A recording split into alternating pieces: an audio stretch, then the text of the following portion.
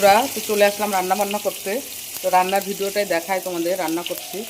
দেখো কী রান্না করছি, দেখো ফুলকপি, আলু, টমেটো, একটু জিরে আর শুকনো লঙ্কা সোমবার দিয়ে তারপরে ভালো করে ভেজে নিয়ে ফুলকপি আলু, তারপর টমেটো দিয়েছি, টমেটোটা ভেজে নিয়েছি। এবার মশলা করে রেখেছি, এখানে আদা জিরা আর শুকনো লঙ্কা কাঁচা লঙ্কা আর টমেটো পেস্ট করে রেখেছি, পেস্টটা দিয়ে দিলাম। এবার এটা দিয়ে মশলাটা সুন্দর করে কষে নেব। এখানে একটু লবণ হলুদ দিয়ে দেবো, দিয়ে মশলাটা কষে নেব।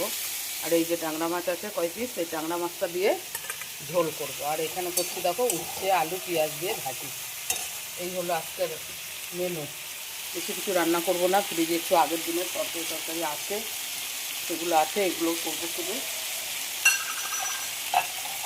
এইগুলো দিয়েই আজকে মাছের ঝোল করব। তো কেমন লাগলো ভিডিওটা অবশ্যই লাইক কমেন্ট শেয়ার করে দিও বন্ধুরা। ফুলকপি আলু টমেটো দিয়ে মাছের ঝোল কে কে ভালোবাসো ট্যাংরা মাছ দিয়ে, আমার তো খুব ভালো লাগে। ওকে।